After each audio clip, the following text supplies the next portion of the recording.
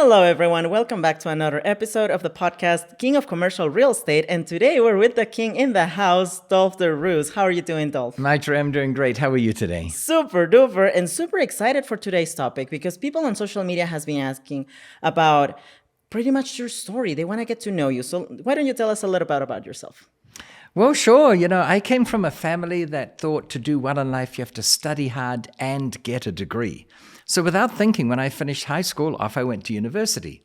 And yet I looked around me in that first week at university at the people with the degrees, the professors, the tutors, the lecturers, and it occurred to me that they weren't all uniformly wealthy. Most of these people, they drove rather small cars and they lived in very modest homes and they had very modest clothing. And I thought there's something wrong with this equation that degrees equates to wealth. So somewhat foolishly maybe, I decided to make a study of the rich. I wanted to know, what do the rich have in common? Thinking if I could identify 30 or 40 things that they did have in common, and if I could emulate them, then I should have a good chance at getting rich.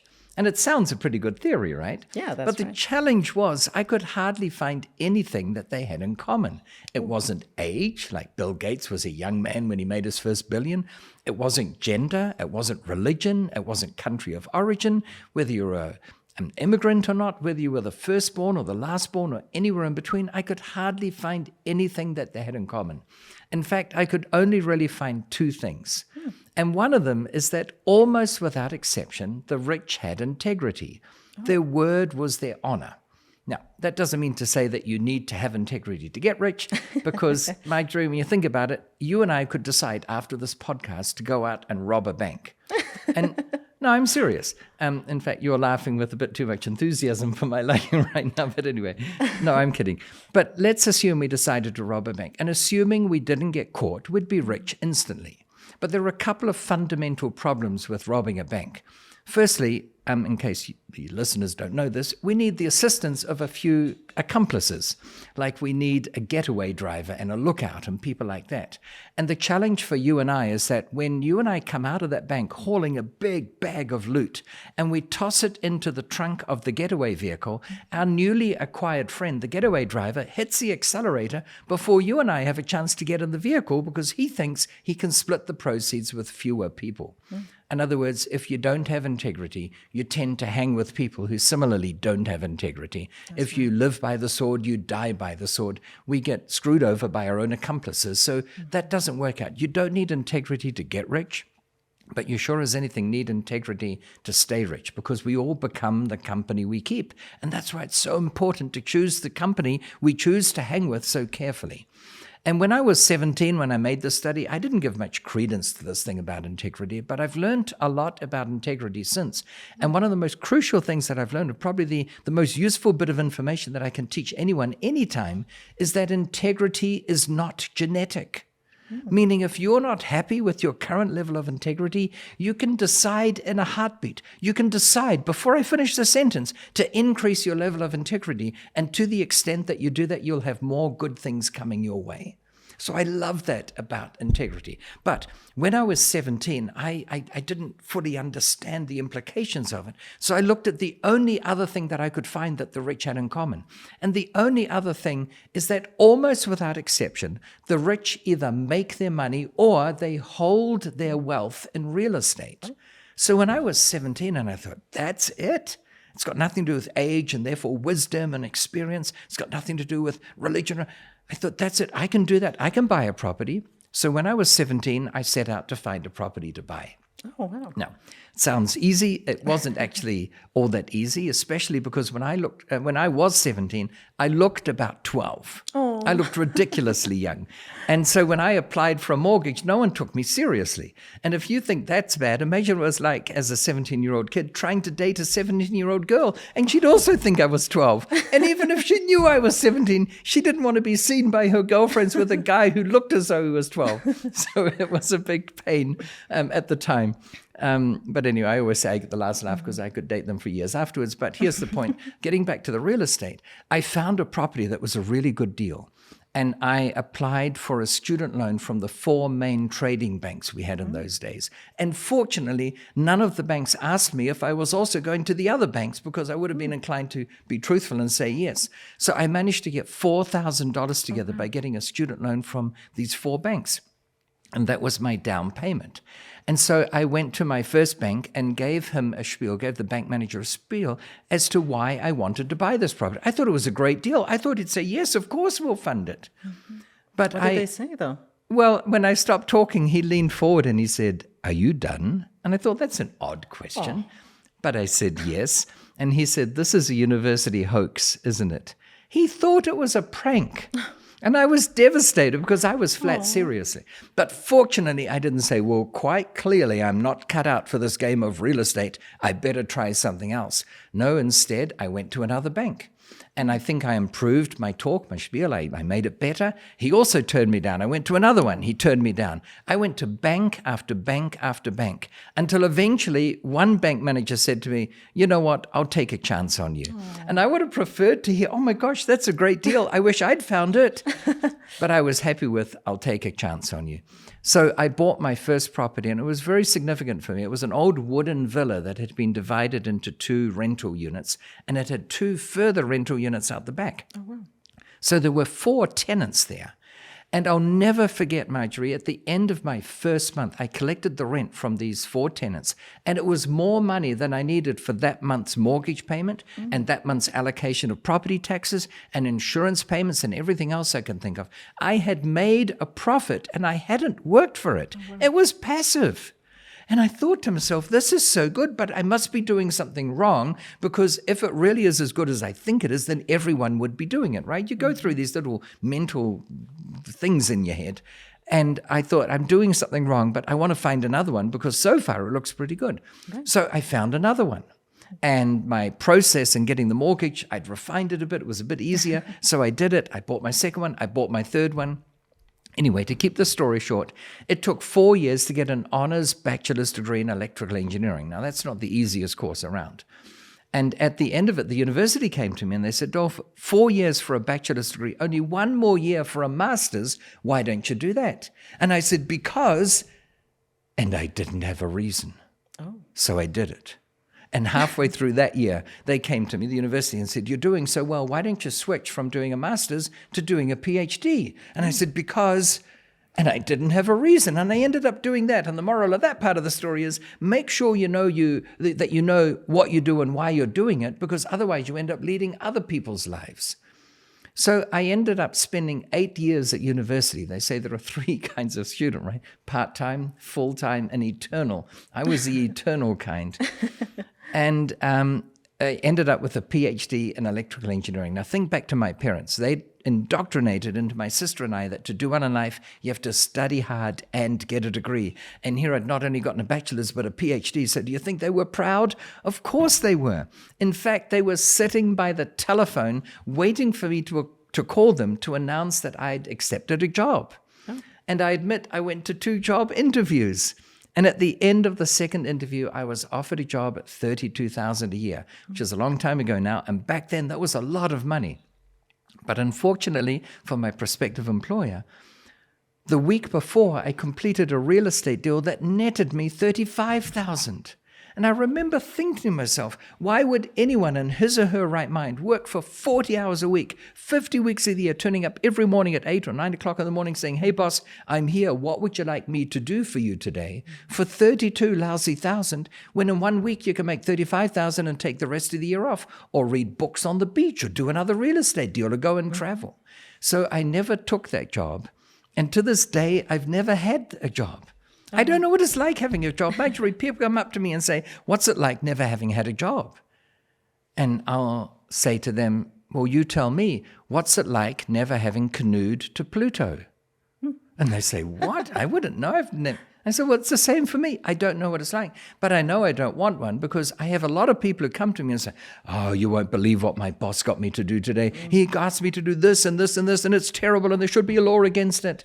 And I say, well, I have the solution for you. And they say, oh, yeah, please tell me. And I say, well, quit. And they say, well, hang on a minute, I can't do that. I've got the mortgage to pay. I've got the grocery bill. I've got the kids' education to pay for. So they're sort of trapped. But anyway, that's a somewhat long-winded answer to your question, how did I get started? It was literally, I fell into it because I had this notion that people who were rich had one thing in common, really two. And by the way, this whole thing that I mentioned about integrity, I incorporate that into my teachings now because I think integrity is such a crucial part of what we do. And it's really true. To the extent that you end up having more integrity, you have more good things happen to you. That's amazing. And it's really cool that you were able to find your passion in real estate without having the pressure of, oh no, what's going to happen tomorrow because I don't have enough money. I feel like real estate was the tool that allowed you to have the financial freedom that everyone's looking for. So you mentioned integrity. Besides integrity, what's one of the other lessons that you learned along your way as a commercial real estate investor? What's one of the most important lessons that you got? Oh gosh, there are so many, hundreds of them that are all real gems. But one of them is don't ever be bothered by hearing the word no. Most people get devastated. In fact, I run an exercise when I do live events, and I get people to turn to the person sitting next to them and just tell them no. And some people have difficulty saying no to someone because they feel that they're rejecting them and I say, you don't even know what you're saying no about. I mean, I haven't told you whether you're rejecting an invitation to go on a date or an invitation to participate in a real estate deal. You're just saying no, and many people have difficulty saying no. And more interestingly, Marjorie, many people have a hard time hearing the words no. They associate the word no with rejection. Now, I can understand why that happens. Often we do get told no when we're being rejected for a mortgage application or a date or whatever. But that's not the point. The point is that I might be saying, do you think I'm a terrible person? No. Well, then it's a compliment, right? That's or it's, right. at least it's not negative. So the only meaning in life is the meaning we give things. Right? That comes from Tony. And it's so true when it comes to real estate. So get used to hearing a lot of no's because you're going to put in a lot of offers on real estate deals and they won't all be accepted. In fact, if all your offers are being accepted, then you're offering too much. You've got to get used to a few no's. In fact, one of my golden rules, I call it the 100-10-3-1 rule. And that is, you have to look at 100 properties to find 10 worthy of even putting an offer in on. I know they say never end a sentence in a preposition, but anyway, worthy of putting an offer in on. And then of those 10, you don't get those 10 offers accepted. Again, if they're all accepted, you're offering too much. Maybe only 3 get accepted. And then you might think, well, now I can buy 3 properties. No, you can't. You don't have the money to buy the 3. If you have the cash in the bank to buy the 3 properties that you put offers in on where those offers were accepted, then you're dealing with properties that are too small for the cash you have available. You should never have the cash to buy a property because you should be looking at borrowing big dollops of money from the bank. Which brings me to another point, which is that many people don't sleep well at night if they have too much debt. Marjorie, I don't sleep well at night if I have too little debt. When I look at my portfolio and say, oh my gosh, it's worth X, and I only have 1.1 times X or something. No, you've got to borrow more money. Stretch yourself, right? All growth occurs outside of your comfort zone. So get more debt. So you've got these 3 properties that you're putting offers in on, 3 are accepted. You don't have the cash to buy them because if you did have the cash, you should be after bigger properties. So now we have to get funding. And maybe only one of those 3 gets funded. So you've looked at 100 properties, you've put offers in on 10, only 3 offers were accepted, you try and fund them and only 1 works. We've looked at 100 properties to buy 1, and that's about the ratio that works. And most people, they read that, or they might be hearing it on this podcast and say, well, that sounds pretty reasonable. I can do that. 100's an easy number. I'll do that. And that weekend, they go out and look at 13 properties and they get their calculator out and they say, 13 divided by 100 is, oh, I'm 13% of the way there, right? And then the next weekend, they excel themselves and they look at 14 properties and they add it up. 13 and 14 is 27. I'm over a quarter of the way there. Things are going well. And then the next weekend, the baseball match is on and they promised their friends they'd go. And so they go to that, of course. And the weekend after that, cousin Sally is getting married and they can't no-show at the cousin's wedding. Of course not. I wouldn't expect them to no-show. So they don't look at any more. And the next weekend it's raining and Dolf never said anything about looking in the rain. And then they say this 100-10-3-1 silly rule doesn't even work. And they've only looked at 27 properties. And so you've got to be disciplined. It's a serious game. If you want to get seriously wealthy, you have to put some effort in. I will say this, the effort required to make 100,000 or 1 million, you name the number, to make $1 million in real estate, compared with the effort required to net $1 million by having a job, the difference is stark and amazing.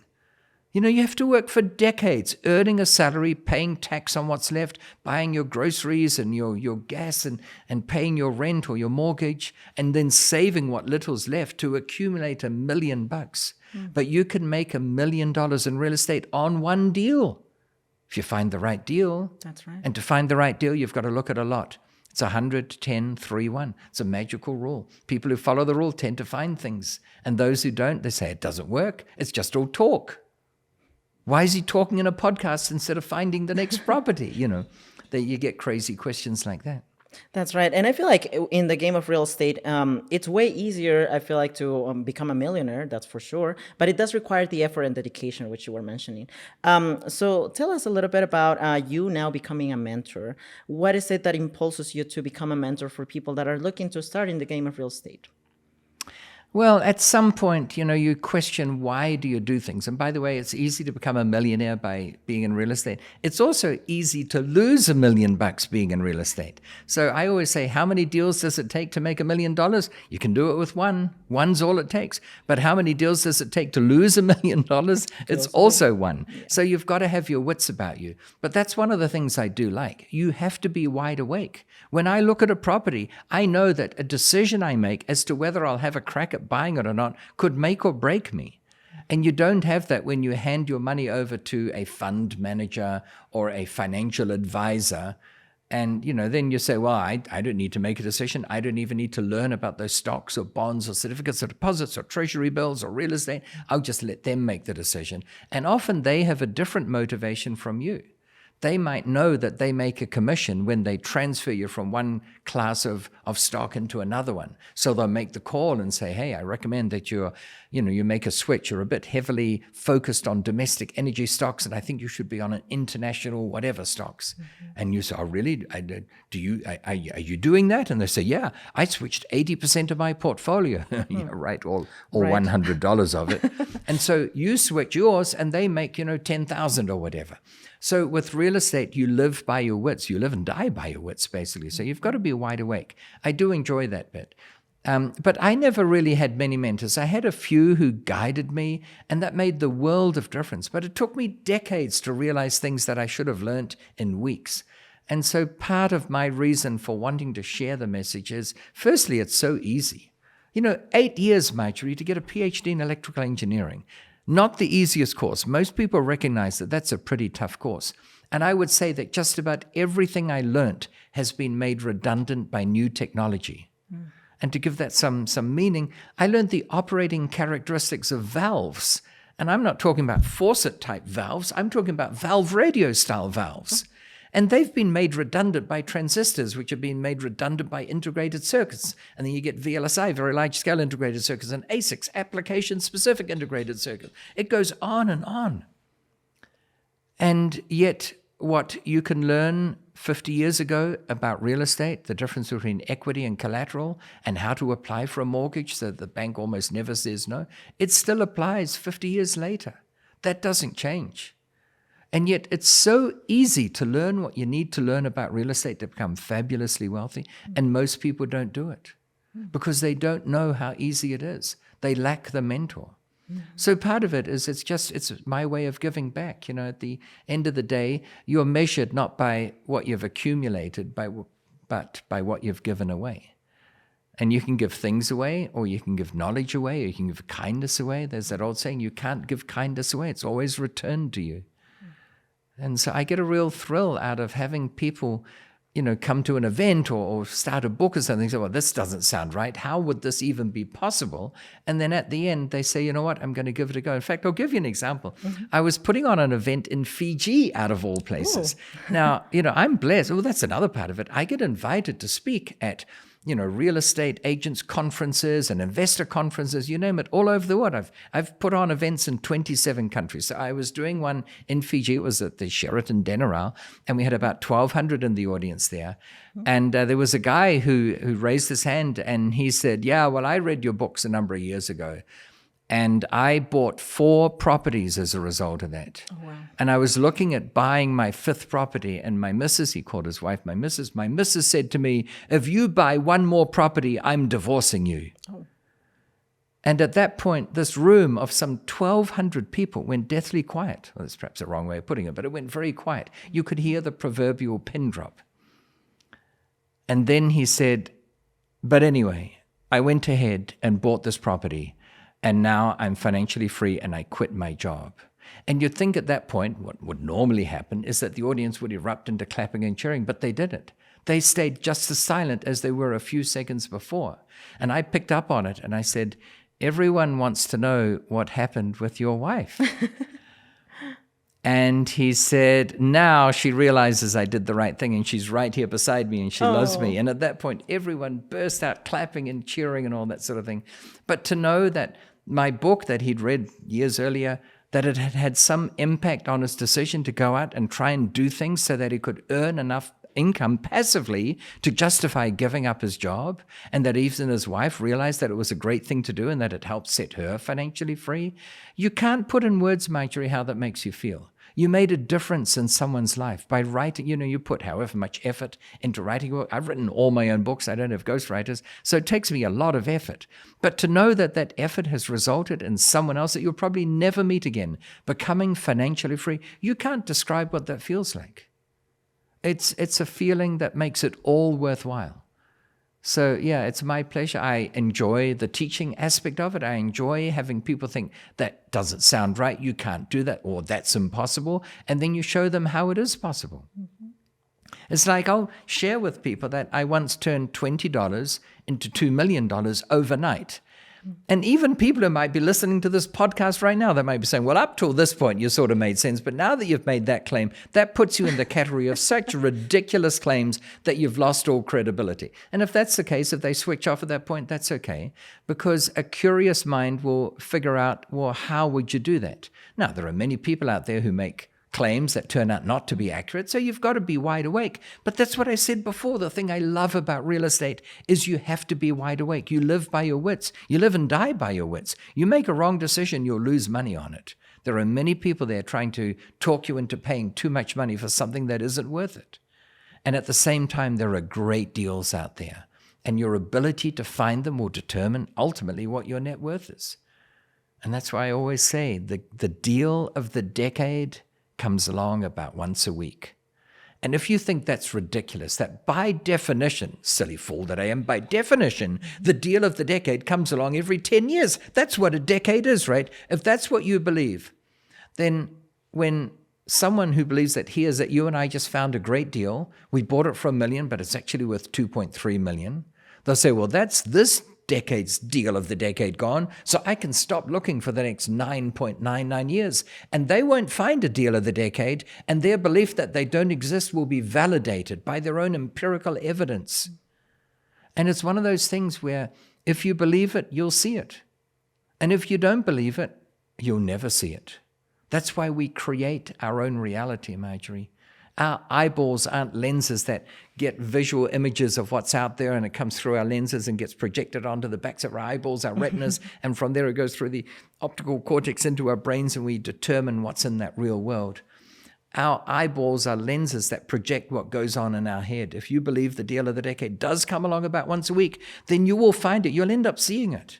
You'll have to look through a lot of things that aren't good. 110, 3-1, you'll have to look at 99 that are hopeless. And most people don't have the temerity or the perseverance to do that. And yet, ironically, those same people, Marjorie, they have the perseverance to watch an entire series like Game of Thrones or whatever. I've no judgment on that. I've never seen even 1 minute of it. Not that I don't want to or I'm morally against it, not at all. I'm just too busy finding the next deal of the decade. And I'll ask people, the series you watch, whatever was popular 10 years ago, 5 years ago, 15 years ago, 3 years ago, what you spent all those hours watching every series, for the older generation, it's Who Shot JR, because everyone needed to know. How do you benefit today from all the hundreds of hours you spent into watching those things? Because I'll tell you what, whoever bought a property back then, whether back then be 3 years or 5 years or 10 years or 15 years, if they still own that property, they're still getting benefit. They're still generating rental income, and it's still going up in value. So it's one of those things. Do you want to devote your time to doing things that will have no meaning 3 months from now, let alone 3 years or 30 years? Or do you want to do things that will just keep on feeding you? And it's a state of mind. And some people get it and some don't, and that's okay. I mean, I'm grateful that we're all different, because if we're all the same, we'd all be after that same deal of the decade every week. And, we'd wear the same clothes and do the same things, and life would be boring. But I'm just sharing that my view is that you can create the world you want to live in to a certain extent by having the right mindset. You become the company you keep. You become your dominant thoughts. That is why the people you choose to hang with, and the books you choose to read, and the magazines you choose to read, and the TV programs you choose to watch, they are so critical. Because you might think you're just killing an hour because you've got an hour before you go out to some party. But it goes beyond that. It's what you infuse into your mind. That is what you become. So be very careful in choosing what you do with your time, who you hang with, what you read, what you look at, what you absorb. Mm-hmm. And we're super grateful to have you and these podcasts to allow our viewers and audience to listen to more advice on commercial real estate. Because I feel like quite a bit of people are a little bit uncertain about that, but it's so great. We're so grateful to have you as our mentor and be able to have your guidance and also your knowledge about investing into this new branch of the real estate. So thank you so much again, Dolf. And it's amazing to always hear you and get to learn more from your experiences. And thank you to our audience, because we're going to be covering more topics about commercial real estate so you can get started into the game and start investing just like our king did, Dolf de Roos. Thank you so much. My pleasure. Thank you so much to our audience, and stay tuned for our next episode.